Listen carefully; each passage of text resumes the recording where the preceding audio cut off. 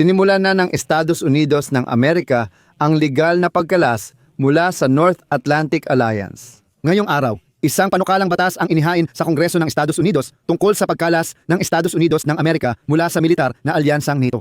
Ayon sa panukalang batas, hindi na raw tumutugon ang NATO sa pambansang interes ng Estados Unidos. Kaya dapat nang umalis ang Amerika sa alyansa at gamitin ang malalabing pondo para sa pagpapaunlad ng Amerika. At ang may akda ng panukalang batas na ito ay isang Republikano na kongresista na malapit sa White House. Ngayon, may mga pagtatalo. Sa isang banda, sa Washington, hindi sila naniniwala na makakakuha ng sapat na boto ng suporta sa Kongreso ang ganitong inisyatiba. Sa kabilang banda, dumarami ang eksperto na nagsasabing hindi na halos itinuturing ng Estados Unidos ang sarili bilang miyembro ng NATO. Malinaw na ipinapakita ito ng kanilang mga huling kilos at tila may kaugnayan sa negosasyon ng mga Amerikano at Ruso.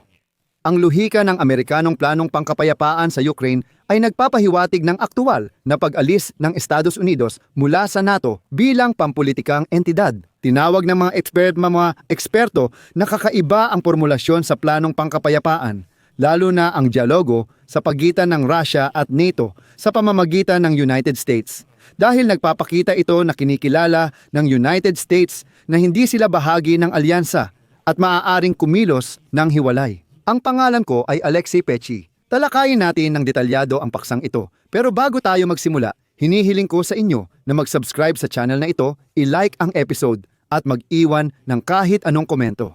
Mag-subscribe din kayo sa aking Telegram channel na Pechi News. Matatagpuan ang link sa description ng video. Doon namin agad inilalathala ang balita kapag may bagong dumarating. Kaya may isinampang panukalang batas sa Kongreso ng Estados Unidos tungkol sa pagkalas ng Estados Unidos ng Amerika mula sa alyansang militar na NATO. Ang panukalang batas ay inihain ng Republican na si Thomas Meister at inihayag niya ang kanyang mungkahi sa social network na X. Paalala ko lang, si Thomas Messi ay kilala sa kanyang pag-iit noong 2024 na dapat ma-impeach si Joe Biden. Dahil dito, ayon sa ilang eksperto, mababa ang posibilidad na maaprubahan ang panukalang batas na ito. Pero huwag muna kayong magmadali sa paghusga dahil ang ilang hakbang ng grupo ni Donald Trump ay nagpapakita na gusto ng Washington na kahit papaano ay bawasan ang kanilang papel sa NATO hanggang sa ganitong nominasyon. At ito ay tumutukoy mismo sa negosasyon ng mga Amerikano at mga Ruso tungkol sa digmaan ng Russia laban sa Ukraine. Pero pag-usapan natin ang lahat ng ito ng sunod-sunod para hindi tayo malito. Naniniwala si Kongresista Messi na ang NATO ay nilikha bilang panlaban sa Soviet Union at kung wala na ang Soviet Union, wala na ring pangangailangan sa NATO. CP, ang NATO ay isang labi ng Cold War. Dapat umalis ang Estados Unidos sa NATO at gamitin ang pondo para sa sariling pagtatanggol, hindi sa mga sosyalistang bansa. Ngayong araw, inihain ko ang House Resolution 6 na 5,508 para tapusin ang pagiging miyembro natin sa NATO. Ngayon, naniniwala si Messi na magastos ang NATO para sa United States taxpayers. Kaya dapat na raw itong tapusin at tutukan na lang ang mga panloob na problema ng Amerika. CP, simula noon, $1 trillion na ang nagastos ng United States taxpayers. At patuloy pa ring may banta na madamay ang United States sa mga digmaan sa ibang bansa. At nakakatuwang isipin na sa opisyal na abiso sa mga kaalyado tungkol sa pag-alis sa alyansa, binibigyan ni Thomas Messi ang presidente ng United States ng 30 araw. Nabanggit sa dokumento na ang NATO ay hindi na tumutugon sa pambansang interes at interes ng pambansang seguridad ng United States. Bukod pa rito, itinatakda ng panukalang batas na ang mga bansang Europeo sa NATO ay may sapat na potensyal sa ekonomiya at militar para tiyakin ang sarili nilang depensa. Pinipigilan nito ang paggamit ng pondo ng mga Amerikanong nagbabayad ng buwis para sa pinagsamang budget ng mga organisasyon. At heto ang mensahe na lumitaw sa social network na X ilang oras lang ang nakalipas, na umabot na halos higit sa 1 milyong views at nagdulot ng mainit na diskusyon kung saan nahati ang mga opinyon. Mga kongresista, sa ngayon aktibong sinusuportahan siya ng mga taga-suporta ni Donald Trump sa isyong ito, pero may ilan na tinatawag siyang Russian bot. Nakikita ko na ang pag-alis ng United States sa alyansa ay pabor kay Vladimir Putin. At dito, magbibigay ako ng isang kawili-wiling puna tungkol sa mga Russian bot na ito. Ngayon, si Senador Richard Blumenthal ay may akda ng panukalang 500% taripa sa langis at produkto ng Russia. Naniniwala siya na iniiwan ni Pangulong Donald Trump ng Estados Unidos ang Ukraine sa kapalaran nito at pinipilit ang Ukraine na gumawa ng hindi makatwiran at hindi makatarungang mga teritoryal na konsesyon. At mahalaga, nanawagan si Blumenthal na palitan sa negosasyon ang mga sugo ni Trump na sina Steve Witkoff at Jared Kushner ng ibang tao. Dahil parehong malinaw na pinaglilingkuran ni Witkoff at Kushner ang interes ng Kremlin. Narito ang sipi mula kay Blumenthal. Mukhang may kinikilingan sina Witkoff at Kushner laban sa Ukraine. Sa palagay ko, kailangan ni Trump ng bagong sugo. Mukhang kampi kina Witkoff at Kushner sa Russia, imbes na maging patas na negosyador. Ang buong planong pangkapayapaan ay dapat isakatuparan. Kung hindi, kailangan nilang bumalik sa simula. Kasabay nito, naniniwala rin si Senador Jean Shahin ng Demokratikong Partido na hindi dapat pilitin ang Ukraine na pumirma ng kasunduan bago magpasko. Paalala, kamakailan lumabas ang balita na pinipilit ni Trump si Zelensky pumirma ng kasunduang pangkapayapaan bago Pasko. At ayon kay Shahin, tumutugon lang ang Russia kapag may pressure mula sa Europa at Estados Unidos. Kaya dapat bigyan pa ng mas maraming armas ang Ukraine at sa wakas ay magpatupad ng mga sekundaryang parusa. Anumang imungkahi ni Zelensky na magdudulot kay Putin na makipag-usap, susuportahan ko, gusto naming matigil ang pagpatay. Hindi ko sinasabi kung ano ang dapat niyang gawin. Sinasabi ko lang na maging realistiko si Zelensky sa kanyang pamamaraan. Pero sa totoo lang, si Putin, lalo na si Putin, ang dapat maging realistiko sa mga hinihingi niya. Balik tayo sa panukalang pag-alis ng United States sa NATO. Ang panukalang batas na ito ay pagpapatuloy ng mga ideya mula sa simula ng pagkapangulo ni Donald Trump. Noon, isinulat pa ito ng dating tagapayo sa pambansang seguridad noong unang termino ni Donald Trump na si John Bolton. At dito, siyempre, pwedeng pagtawanan ang ganitong inisyatiba ni Republikano Messi na parang sobra na ito. Hindi naman boboto ang Kongreso para sa pagkalas sa NATO, kaya ang panukalang batas na ito ay itatabi lang at mag-iipon ng alikabok.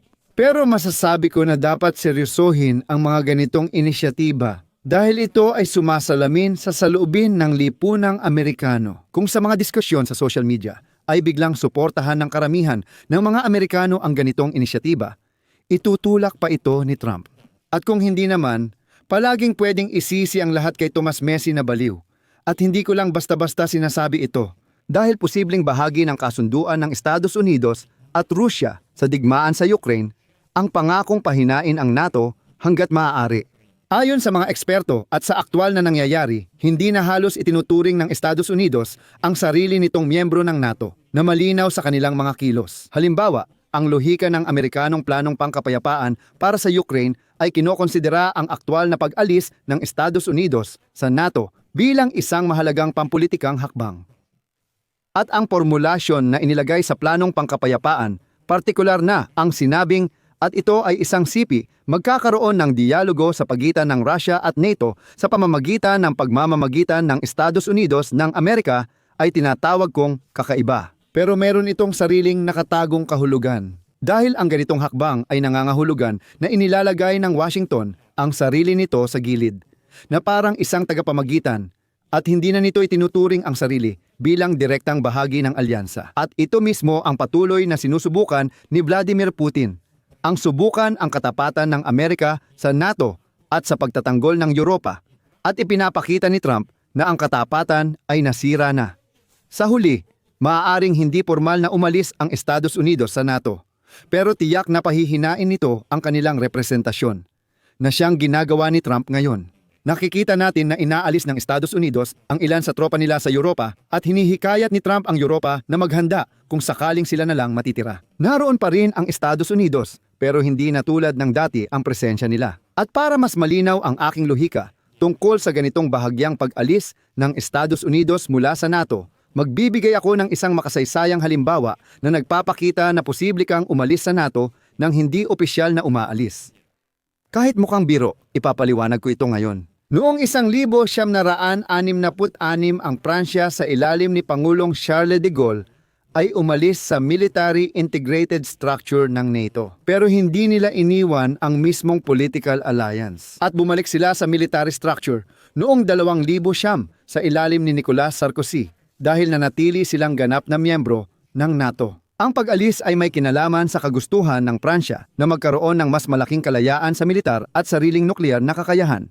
At ang pagbabalik ay dahil sa pagkilala ng pangangailangan ng ganap na partisipasyon sa command structures, lalo na para sa depensa ng Europa.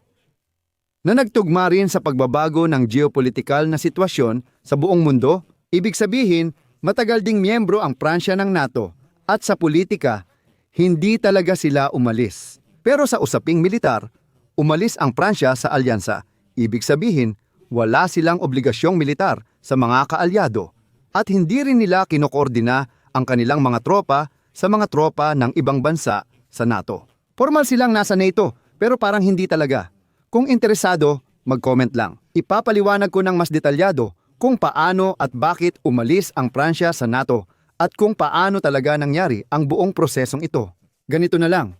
Kung makakakuha tayo ng 100 komento na humihiling na gawin ang episode na yan tungkol sa paksang ito, siguradong gagawin ko yon. Pero sa konteksto ng paksang ito, tingin ko naman na iintindihan nyo ang analogy na ito. Sa susunod na episode, ikukwento ko kung paano inilabas ng White House ang buong detalye ng peace plan para sa Ukraine na suportado ni Zelensky at Putin. Sa totoo lang, inalok ng Estados Unidos sa Ukraine ang Koreanong senaryo pero may pagkakaiba. Huwag palampasin ang susunod na episode dito sa YouTube channel. Mga kaibigan, dito ko muna tatapusin. I-comment ang inyong opinyon at konklusyon sa ibaba. Mag-subscribe at pindutin ang kampanilya para updated kayo sa mga susunod na episode. Kung gusto ninyong suportahan ang trabaho ng YouTube channel na ito, kung sa tingin ninyo ay naging interesante ang episode na ito, maaari ninyong gawin yon sa pamamagitan ng donasyon o paid subscription gamit ang mga link at detalye. Sa video description nakalagay, suportahan ang channel ni Alexi Pichi. Piliin ang suportang format na komportable sa inyo. Magpapasalamat ako sa kahit anong suporta ninyo. Pasensya na sa pag-uulit. Hanggang dito na lang, ingatan ninyo ang inyong sarili. Paalam sa lahat.